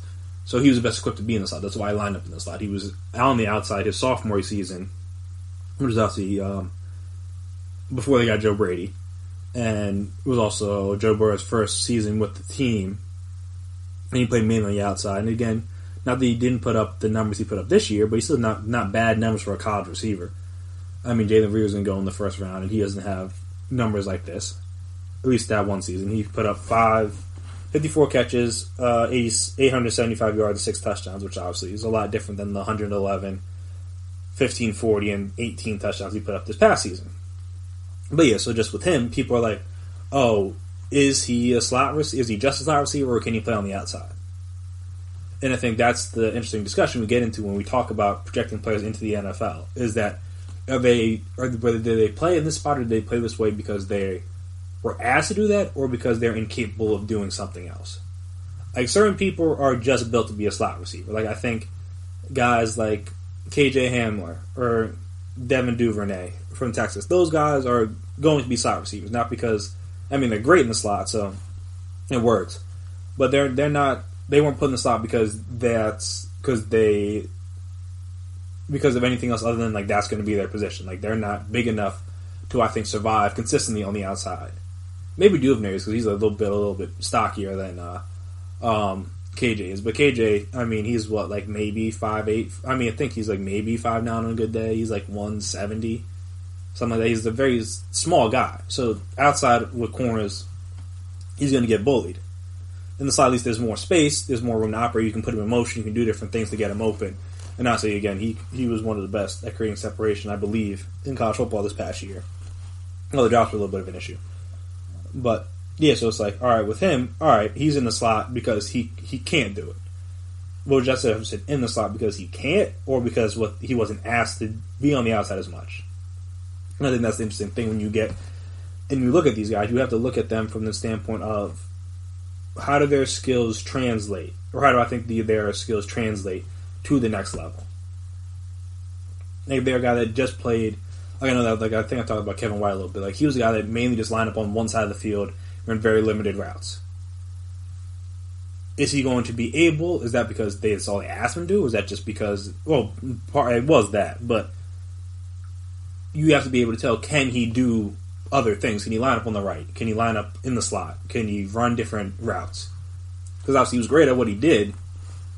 And also, I guess, obviously, the injuries have kind of hurt him more than anything. But he was great at what he did, but was he ever going to be capable of doing other things? That's, like I said, that's the difference.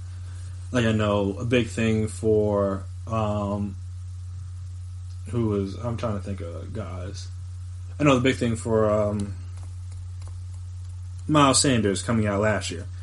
A lot of people kind of wondered if he was going to be able to be a 3-down running back because he didn't really catch the ball.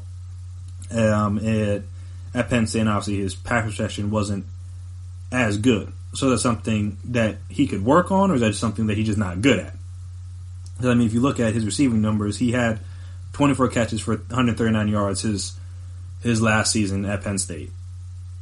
Going 32 catches for his career. He had 50 as a rookie.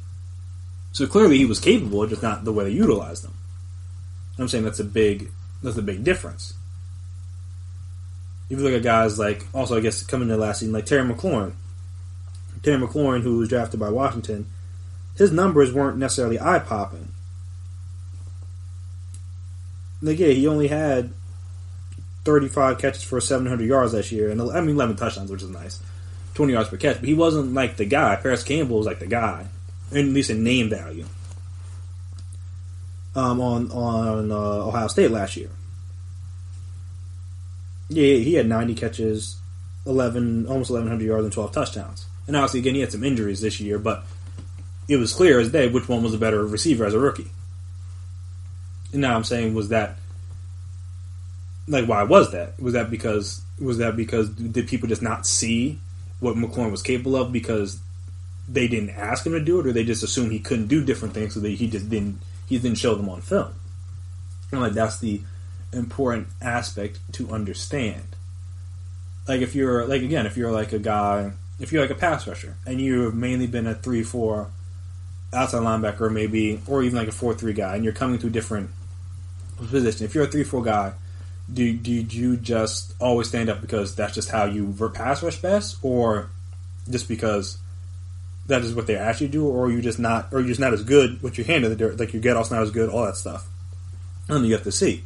And same thing with like if your hand's normally in the dirt, are you capable of standing up and rushing? Because just because you weren't asked to do that doesn't mean you're not going to be capable of doing that. And I'm saying that's the big distinguisher there. I mean, I'm trying to remember T.J. Watt coming out. I know he was like a good player coming out, but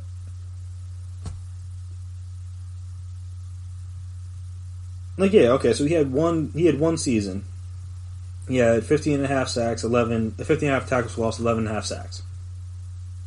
It showed good pass rush. I think it was mainly stand up. But I'm saying if he had gone to a team like say the Cowboys, where at the time they were really running more hand in the dirt stuff, would he have been able to do that, or or maybe they didn't draft him and they drafted Taco Charlton ahead of him because they didn't think he was capable of being a hand in the dirt guy. Not necessarily because of anything they knew, just because they didn't see it. So they're like, all right, I assume you can't do it. And I'm saying that's the difference. Just because somebody can't do it doesn't mean, or just somebody means just because somebody doesn't do it doesn't mean that they can't. And I think that's the thing that I think a lot of people, that's how you get these misses or busts or whatever. That's how guys end up getting drafted too high or lower than expected, just because since they weren't asked to do something in college, that people assume that they can't do something, and then they overdraft people because they think they can handle it even though they really can't. Like I know another one, DeAndre Baker last year. I know he was a guy that mainly at Georgia played a lot of press man. And then the Giants bring him into a scheme, and he's playing more off coverage, and he's kind of struggling, and you find out, like, all right, he didn't play off coverage last year. At Georgia, one, because he wasn't asked to, but two, maybe because he struggled with it. So it's like, all right, I'm not going to have you do something you're struggled with. And as he got better throughout the year, he got better at it, and obviously his coverage got better. Again, once he became more acclimated to the defense, the NFL speed, and everything like that. But in the beginning of the season, he struggled. Do that off coverage. That's just not something he did in college, and maybe it's not something he was good at. Since then, that's the case where this guy didn't do something in college, and it might have been because, not only because he wasn't asked to do it, but also because maybe he wasn't that good at it, and he had to learn how to do it. And I'm saying that's the thing you have to think about when you're projecting people onto your team. Again, I'm not saying the same for fans, but it's like when I think about discussing different things, and why did they miss on this guy, or why did they hit on this guy? It's just like, you need to be forward thinking enough to see, like, all right, this guy has these skills, whatever they are, for whatever position they may be. He has these skills. He has these weaknesses. These are the things he does great. These are the things he doesn't do great. These are the things he did a lot of. These are the things he didn't do that much. Now, for things he didn't do that much, is that because he's not good at them, we need to work on them? Or is that just because the coaches didn't ask him to do it? And I think that's a thing you would think you go through, and you try to talk to the guy, try to look at his technique, look at his form, look at the way he goes through different drills, look at the way his feet move, the way his fluidity in his hips, different things depending on, again, different positions. And you understand that better of like, all right, this guy is capable of doing this stuff, he just wasn't asked to do it. Or maybe you see that, all right, this guy struggled with this because of this, this, and this. And maybe this guy will struggle with this, I should say, because of this, this, and this. And because of that, maybe that's why they didn't have him do it in college, and maybe he won't be able to do this in the pros. So maybe we shouldn't pick him because that's not the right fit for our scheme, whether offensively or defensively. And I think that's an interesting discussion to have when you look at different prospects and like the way in which they're viewed or which they're judged. Kind of a lot of people kind of pigeonholed into one role or one aspect. Like, all right, this guy's a this kind of receiver, this guy's a this kind of corner, this guy's a this kind of safety or this kind of pass rusher, or this kind of quarterback, or this kind of running back, or whatever. And while it may very well be true based on the college film, if you see their traits, you see their athletic testing, you see their, like, you run them through drills, you notice different things, you'll be like, all right, maybe this guy could handle this, or maybe this guy can't handle that. And then, like, you find out things more and more about these players, because again, just because they didn't do something in college doesn't mean that they can't necessarily do it. It just means they might not have been asked. And I think that's the important distinction to make when you're looking at these prospects and looking at these players, is that, like, did they do something? Did they not do something because they couldn't, or did they not do something because they weren't asked? And I guess that's probably another reason why you want to talk to the coaches. Like, hey, is there any reason why this guy mainly played such and such, or was mainly only on the field for such and such, or never really saw him do such and such? And you can find out, like, all right, our scheme asked him to do this, this, and this. That's not a thing he had to do. Or you find out, like, all right, he struggled with this, he struggled with that. So I'm saying you have better insight on that. So when you get them into your team, into your system, you understand maybe why. Maybe you aren't surprised when they excel, like Miles Sanders did, catching the ball out of the backfield or as a receiver. Or you are not surprised when this guy like DeAndre Baker struggles playing off coverage, because that's just not something he did. Maybe that's not something he was good at in college, and that's why he didn't do it. Or maybe you see why guys that like weren't big time receivers in college, like McLaurin, like DK Metcalf. I know he had the injury situation, but he didn't really have like a 1,000-yard. He wasn't like a big time receiver in college. Big name, but I don't think he ever had 1,000 yards as a receiver. But again, this year, not that he had 1,000 yards this year, but you could see what a difference he made for the Seahawks. Yeah, the most receiving yards he ever had was 646. And I imagine he didn't run a very expensive route tree. That's the reason why people thought he was going to drop, because like 3-cone was bad, and some of the routes he ran were kind of shaky. But he got into the league, and people had trouble covering him. So again, did he not run certain routes, did not do certain things, did not line up certain places because he couldn't, or because they didn't ask him to? And I think you find out it was because they didn't ask him to. So that's an interesting discussion. You can have the discussion with your friends, family, whoever, when you're talking about different draft prospects, just because I think it's a interesting note and interesting distinction to make about certain players when you're looking at them and how they project to the NFL. Because, like I said, if they didn't do something doesn't mean that they can't. So yeah, that'll do it for me here today on GSMC Sports Podcast, presented by GSMC Podcast Network. I want to thank you as always for listening.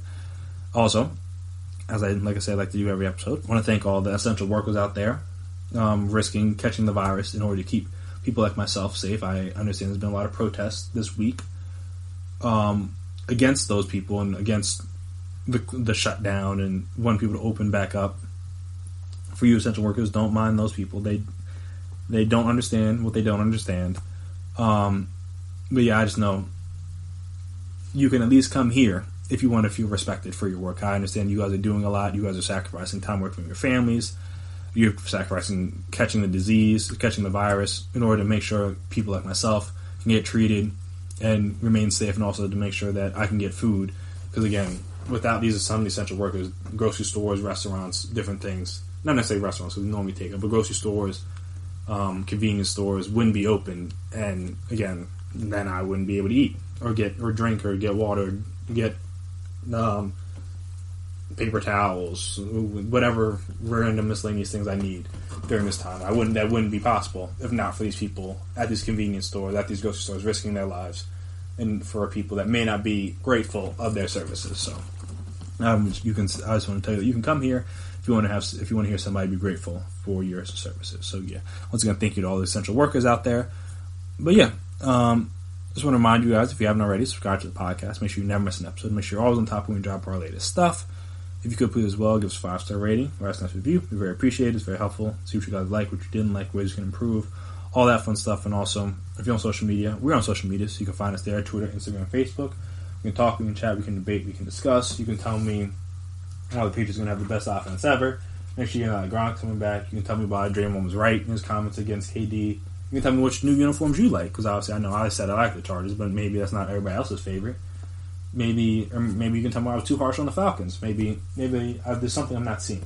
And also, talk NFL draft. Like I said, you're hearing this Wednesday, so by then we'll only have one more day until the NFL draft. It's coming up Thursday. Don't really know what we'll have to look forward to after that, other than the Michael Jordan doc. But again, we'll worry about that when the time comes. But at least we'll have that to look forward to and discuss and debate and chat about. So I look forward to doing all of that with you guys. But that has been my time.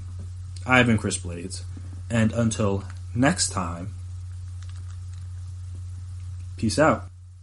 You've been listening to the Golden State Media Concepts Sports Podcast, part of the Golden State Media Concepts Podcast Network. You can find this show and others like it at www.gsmcpodcast.com. Download our podcast on iTunes, Stitcher, SoundCloud, and Google Play. Just type in GSMC to find all the shows from the Golden State Media Concepts Podcast Network, from movies to music, from sports to entertainment, and even weird news. You can also follow us on Twitter and on Facebook. Thank you, and we hope you have enjoyed today's program.